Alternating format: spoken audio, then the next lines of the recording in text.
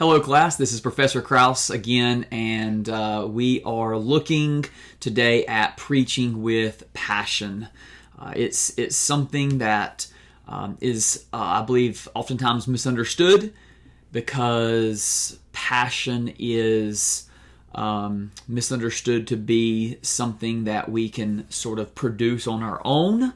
And the sort of passion we're talking about today is something that we all need in our preaching and teaching. It's something we see even in the Bible, but it's not something that just comes from flipping on a switch right before we get up to preach or to teach a lesson. It's something that has to come from within, something that God gives us, something that we can work towards throughout the week. So let's open in prayer, and then we're going to talk about preaching with passion.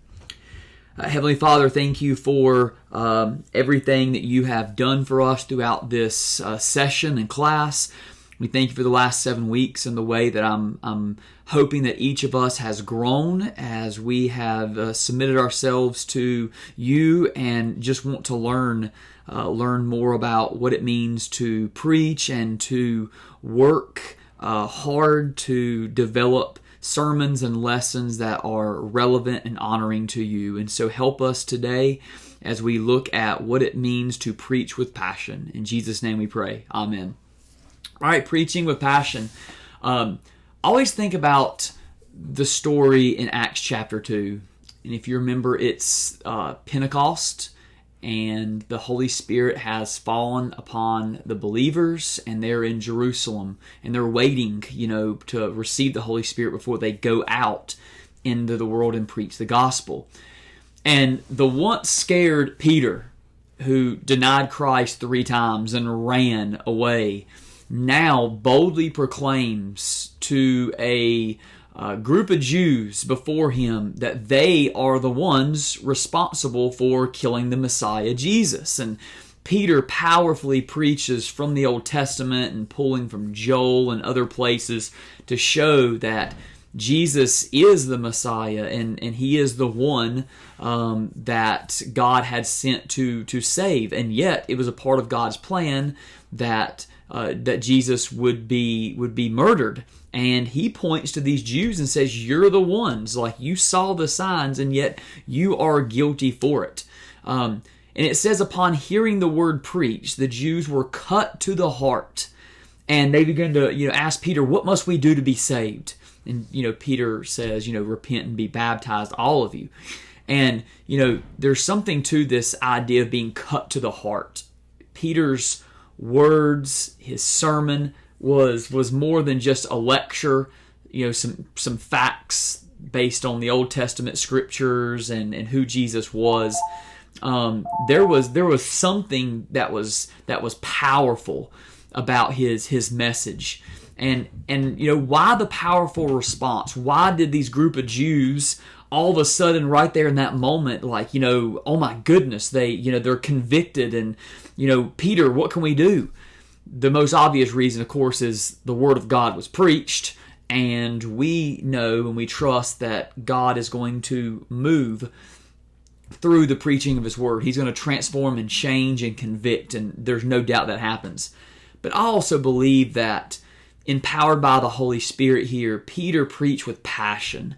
I believe they could see it in his eyes. They could hear it in his words, that there was no doubt as they were hearing him preach that Jesus was the Messiah. And of course, that is the work of the Holy Spirit. But I believe that there was certainly some passion. I don't believe that Peter was preaching this monotone sermon, but that in the moment, the Holy Spirit led him to preach passionately and bring them to that point of response. Passion in preaching is something all of us want. Whether we're teaching a lesson to youth, we're standing before a group of 1,000 people to preach God's Word, or maybe it's 20 on a Sunday morning. Regardless, we certainly want our sermons to be marked by passion. Heaven forbid we be boring, or for someone to think that for some reason we're disinterested. We're just doing it because we feel like we have to, or we don't even really mean what we're preaching. And passion in our sermons and in our lessons communicate a lot of things about us and about what we believe about God's Word and what we believe about God Himself. Dr. Martin Lloyd-Jones described preaching as logic on fire. And it's so simple. 3 words. Preaching is logic on fire. And preaching relevant sermons, as we've talked about throughout this session, requires both logic and fire. A sermon without logic is going to lack scripture. If our sermons don't flow, if there's not rhetoric, to help people understand it, if there's not that logic so that people can, look at their Bibles and say, okay, I know where they got that from, right? That's the logic part.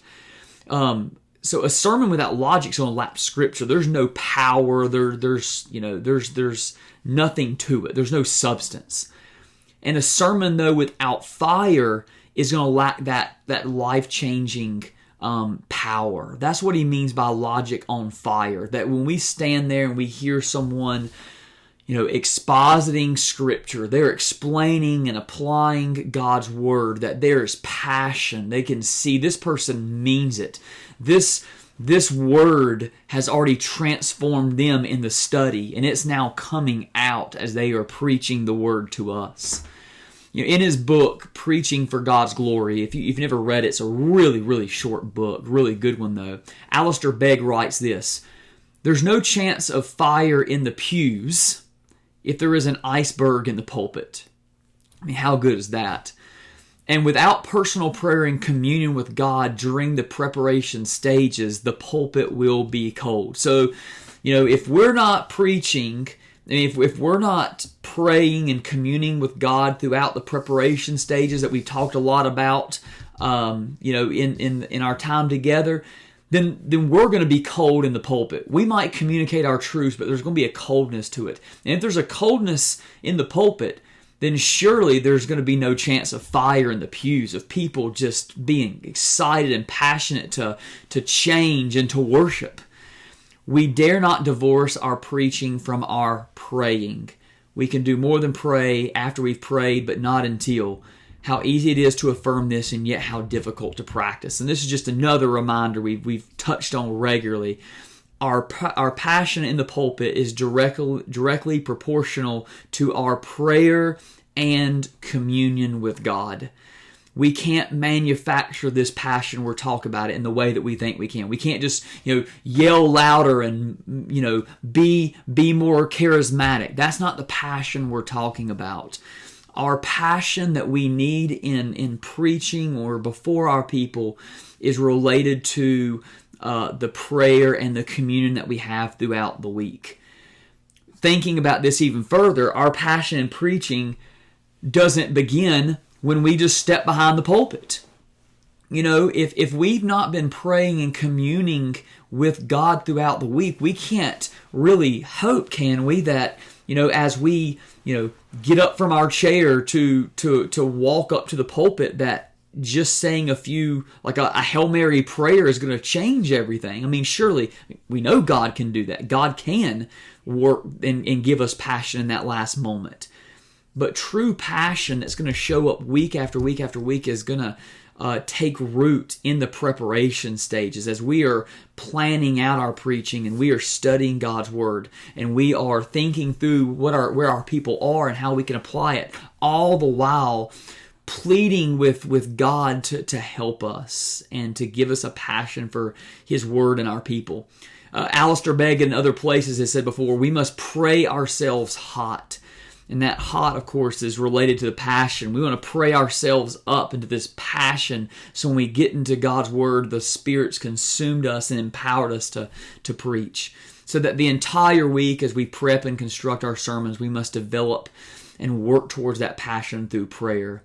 We need a passion for God's Word, a passion for the Holy Spirit to help us, a passion for our people, and a passion for God to move and change lives. And so just thinking about right now, just looking inward, right now, how much of your sermon preparation is bathed in prayer? How much of your sermon preparation, the studying and the reading and everything else is marked by intentional prayer throughout that process? Passion in preaching also requires a conviction about the word we preach. We need to really believe that the Word of God is powerful and active and living and true, and that it's able to change our hearers' lives. If we go into preaching somehow expecting that our own charisma, our own excitement, our knowledge or our logic or even our humor is going to be enough, we're going to be disappointed. That's not passion. That's not the passion we're talking about. We need to be so convicted that God's Word is enough, that our people feel as if something's happening during the preaching event when we are preaching God's Word. And without a conviction about God's Word, we'll quickly lean on something else in preaching. We're going to turn to our humor or turn to something else to connect with our people. And I believe that our people know that. I believe that there are times where our people know whether or not we're really passionate about the passage we're preaching. We also, once again, come back the power of the Holy Spirit.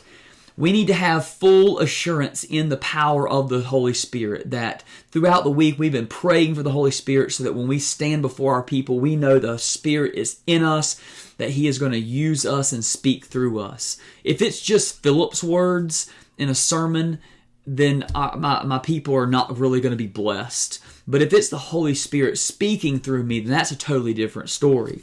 So that Paul writes in 1 Corinthians 2, "And I, when I came to you, brothers, did not come proclaiming to you the testimony of God with lofty speech or wisdom. And my speech and my message were not in plausible words of wisdom, but in demonstration of the Spirit and of power, so that your faith might not rest in the wisdom of men, but in the power of God."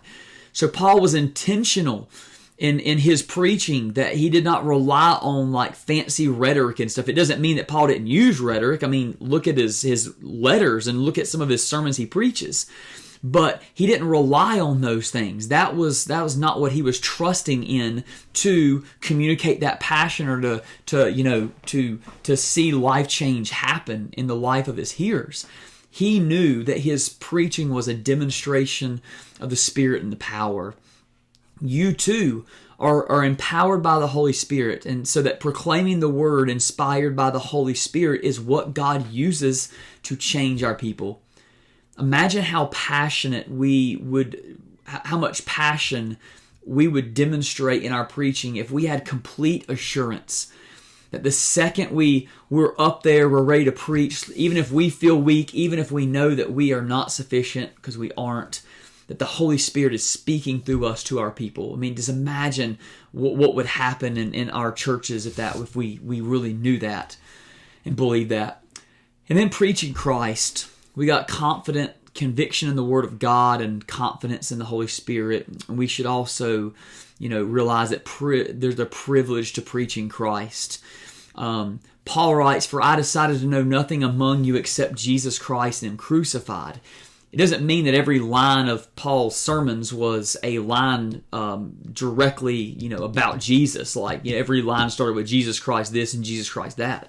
But what it meant is in his preaching and teaching, Paul never preached without pointing them to Jesus. And we have that great privilege of giving our people hope because we are preaching the Christ-centered Scriptures.